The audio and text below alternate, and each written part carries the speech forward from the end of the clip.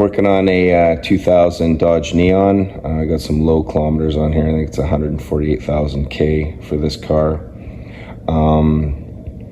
Problem is with it is the cooling system. So I think we might have some multiple leaks, and not so much leaks where fluid is on the ground, but air entry into the system, which is causing problems.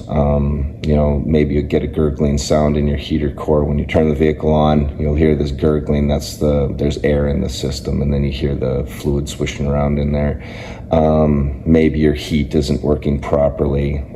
It's kind of on and off, like it seems like it's working good, then it's not. Maybe your temperature isn't reading right, or it's erratic, things like this. So we got the car held in place here. Always throw your tire under there just in case something happens. At least you got some kind of room so you don't get crushed.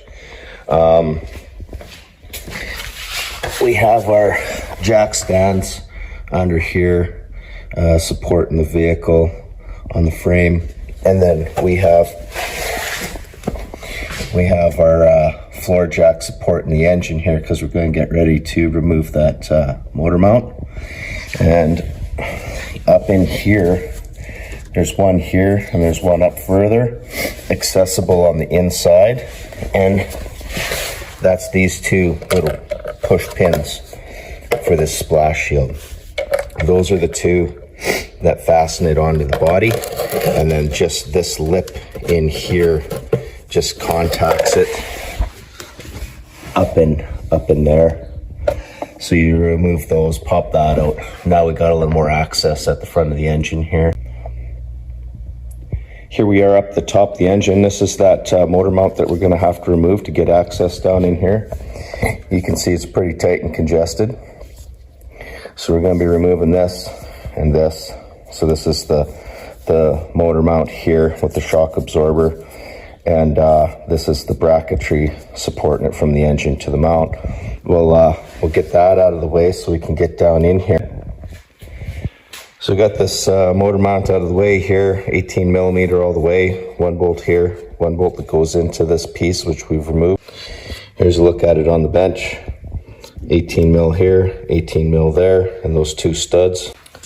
So these are those two studs here.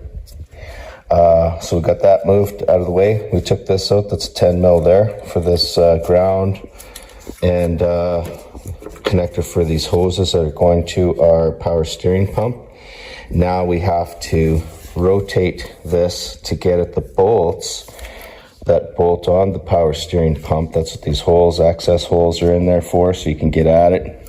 Remove them bolts, then we got to remove this up out of the way. But before we do that, we need to, our tensioner down there, we need to loosen that off to get this belt off. So what they've done is they made it just so you use a wrench, again, 18 mil. So you just put the wrench on there like that, and you're going to pull it clockwise.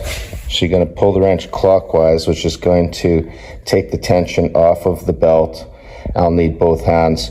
So then you pull that belt off there. Once you get the belt off, you can rotate your pulley so you can line up your hole to your bolts, so you can get an extension and socket.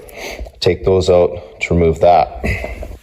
Now is just as good a time as any to drain the fluid. Now you can see in there how it's low. Like this is why we're working on this vehicle, is because sometimes it shows a physical leak with fluid leaking from the vehicle, and you're trying to find out where that is. And sometimes it doesn't show it's leaking. But when you have low coolant in here, like this is the air that I was talking about, the air entrapment. And if you take a look at the coolant jug back there, it is full, and they've been topping it up, but they always got to top it up, and then when you take the rad cap off like this, this should be full of fluid. Now we get down underneath here, and the petcock for the rad is right there. That's that weight thing, and the engineers strategically placed it in a spot that's not easy to get at. There's a little drain hole down here, there's where it's going to drain out into our jug. So it's coming out of the hole there, and we're draining it into our bucket here. So we got to remove this power steering pump here. It's got the holes in, so you'll rotate this to line it up with the bolt. There's one here. There is one roughly right there, and then there's another one way at the bottom, about in here. That one is not your friend. I was able to get in with a regular socket, 13 mil. Just the ratchet and socket would fit in here, and then I'd be able to get that out.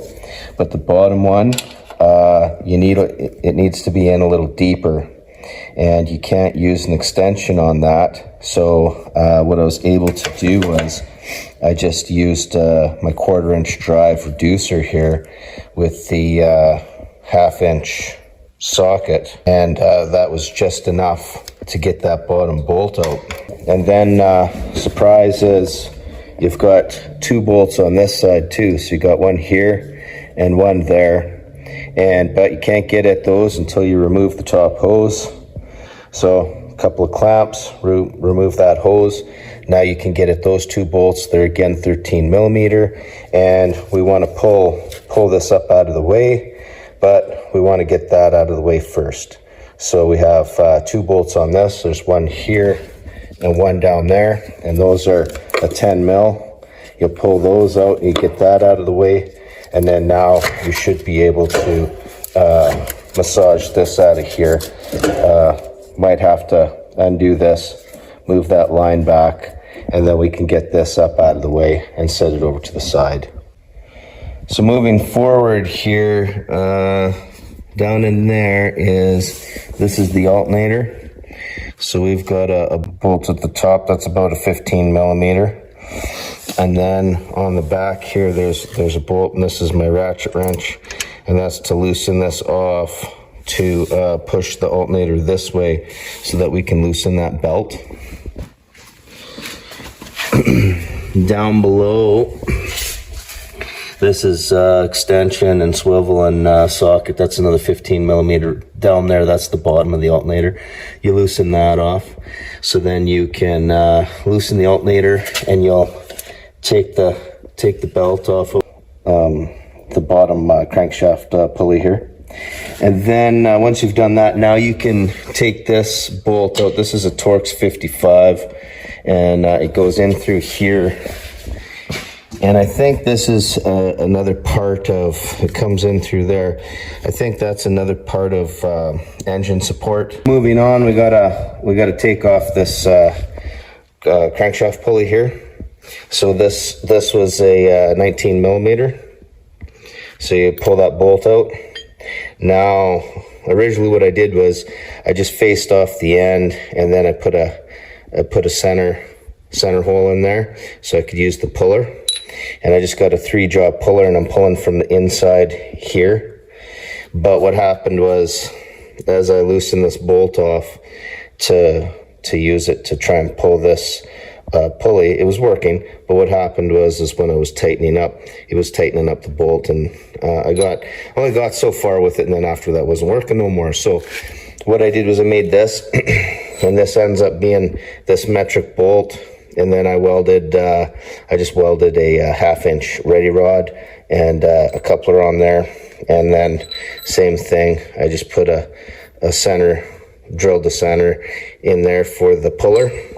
So this bolts into the hole, bottoms out, and then we put the puller on here. We use our 3 jaws, pulling from the inside lip. And that's how I got it off in my case. Apparently there's supposed to be a tool for this job. I don't have it. This is the way I did it. And now, like I say, I think we have to remove this engine support